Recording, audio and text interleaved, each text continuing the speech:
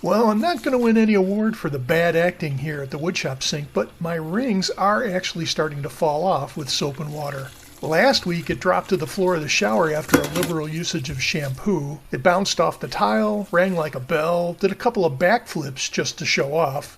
I've been dropping a few pounds these past few years, and while that battle isn't over, my ring does not fit anymore, though I still suffer a bit with these ham hands. I want fat hands, and I'm going to dance. In any case, I needed a smaller ring, and I reminded myself that, hey, I have woodshop tools down in the basement, and I should maybe give ring making a try. I've seen a number of these quote-unquote simple ring making videos, and I admit that it all looks pretty darn easy. But sugarcoating isn't what our channel is about, so let's talk about how easy, or not, this process really is. First, you're going to need to find some decent wood to work with that you can actually cut really thin. The challenge is that some of the prettier hardwoods like purple heart or babinga are extremely dense and hard and won't bend very well even when it's steamed. For me, it was a crapshoot, and I tried working with some different scrap hardwoods to find varieties that might bend well.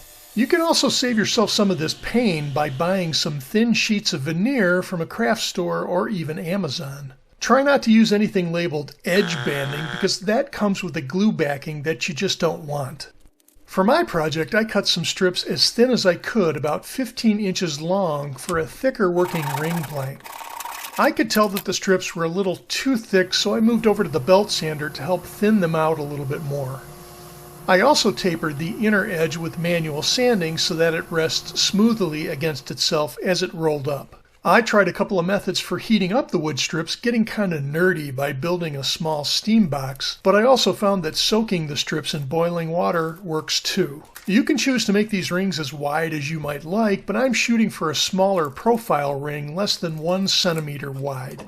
I measured out the strips to that starting width and then cut the strips using a steel ruler as my guide.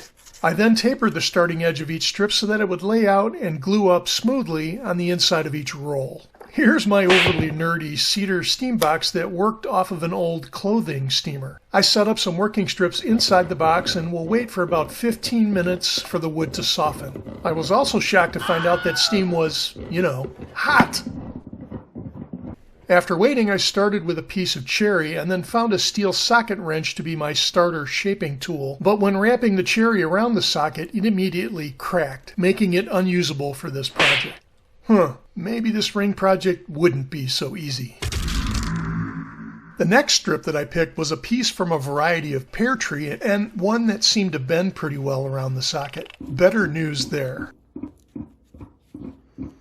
I also cut a thin strip from a piece of home center mahogany, which isn't really mahogany at all, but that's another story for another day. It seemed to wrap up pretty well too, and I do like the darker color. Painter's tape helps me hold all the strips together while they dry out overnight, and to make sure that they were actually dry, I stuck my 3 decent ring blanks into a container of silica gel and sealed it, and that will suck the moisture out of the wood, kind of like the IRS does with money from your paycheck, efficiently.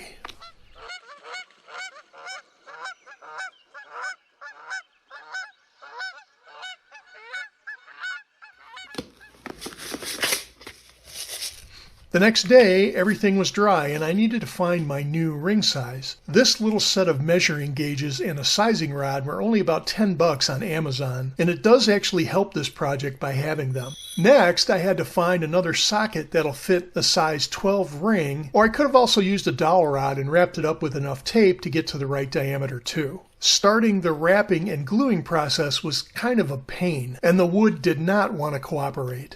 I can see how smaller diameter rings would be really more difficult to work with here, but I eventually got the wood set with a small drop of CA glue, and then I could start to do the roll-up of the strip around the socket, adding a drop of glue on the inside surface as I rolled. I would stop and then spray some accelerator to quickly harden the glue and then keep moving. The pear wood strip fought me a bit, but I got it into a tight roll. I trimmed off the end and then turned my attention to the mahogany. That one seemed to roll up a little more easily than the pear, but that could have just been a comfort level increase after my first attempt. In any case, it was actually working pretty well until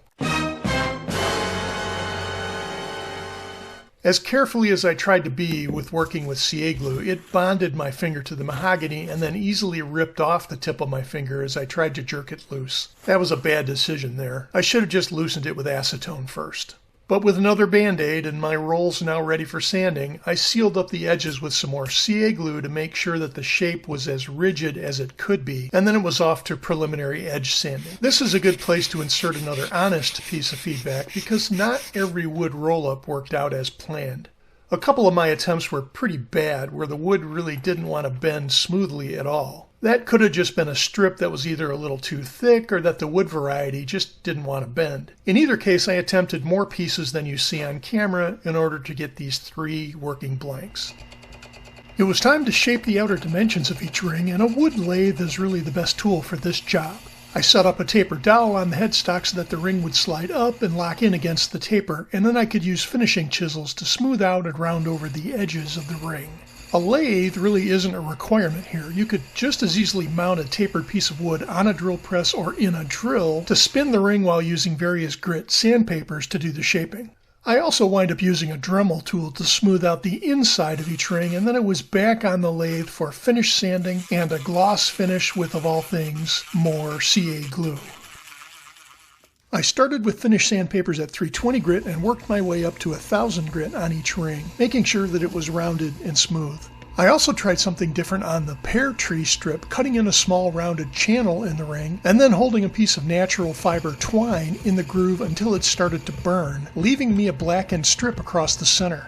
I've seen other cool ring projects that use copper wire inlay or embedded stone chips, but for a first-time project like this, sometimes simpler is better. I'm still drawn towards the simplicity of the mahogany ring, so we'll see how it finishes out.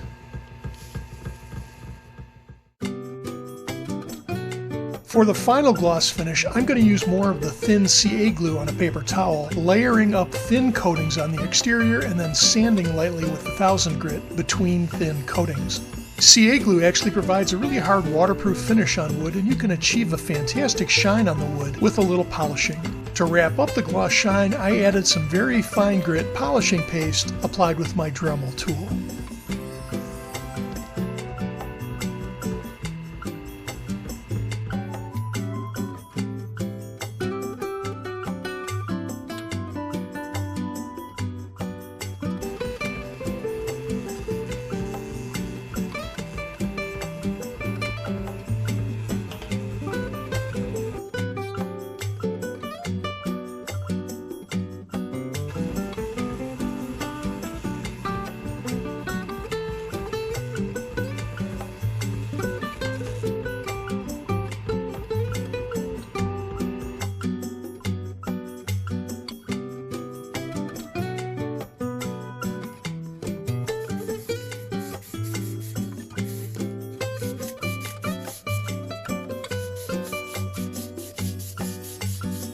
Some people have reported a skin irritation from exposure to dry CA glue, and as a precaution, I sealed the inside of the ring with butcher block conditioner. It's mostly beeswax and it's food safe and it's gentle on skin.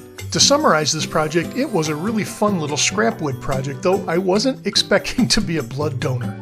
Really thin wood strips will roll up best, and store-bought veneers might be your best option.